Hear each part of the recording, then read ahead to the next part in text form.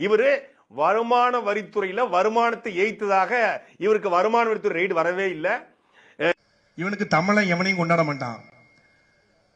இந்த சமூகத்தில், தமிழ் சமூகத்தில் ஒரே ஒரு நடிகர் மட்டும்தான் நமக்கான ஆளு, நம்ம ஆளு. விஜய் மட்டும்தான் நம்ம ஆளு, நமக்கான ஆளு. வேற எவனும் இல்ல. அவன் ஒரு ஆளு தான் இருக்கிறான். மத்த எல்லாருமே யாரு? வடநாட்டுக்கார, மலையாளி, தெலுங்க, கன்னட.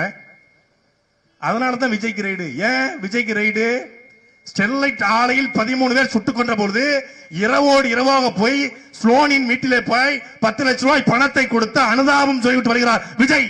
நீட் தேர்வில் தங்கை அனிதா இறந்து விட்டார். இறந்த பொழுது இரவோடு விரைவாக சென்று அனிதா வீட்டுக்கு சென்று உதவி செய்து வருகிறார் விஜய். ஜல்லிக்கட்டு போராட்டத்திற்கு போய் நின்று களத்தில் நிற்கிறார் விஜய். இந்த மண்ணில் இருக்கிற ஜிஎஸ்டி, நீட் தேர்வு, டிமானிசேஷன் எல்லாவற்றையும் எதிர்த்து பேசுகிறார். ஒரு தமிழனாக, ஒரு தமிழ்நாட்டின் குடிமகனாக இந்த நாட்டில் இருக்கிற அத்தனை அநியாயங்களையும் விஜய் கேட்கிறார். சீமானின் குரலாக, திரை உலகிலே சீமானின் குரலாக விஜய் பேசுகிறார். அது பொறுக்க முடியல.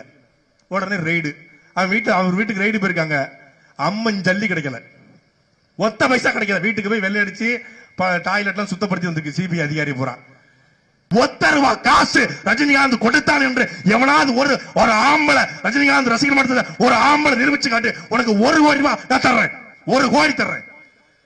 நதிகளை மட்டும் இணைச்சிட்டா நாட்டுல பஞ்சம் இருக்காது, பட்டினி இருக்காது. அது கச்சச்ச இச்சச்ச இச்சச்ச கச்சச்சா.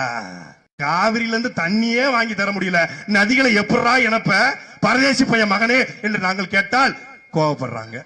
அப்படி கேட்க மாட்டோம். ரஜினிகாந்தை லூசி என்றோ, மெண்டல் என்றோ, பைத்தியம் என்றோ, அவன் ஒரு கேடுகட்டன் என்றோ, அவனோட கோமாளி என்றோ, அவன் ஒரு பிச்சைக்காரன் என்றோ நாங்கள் ஒருபோதும் மேடையில பேசுவதில்லை.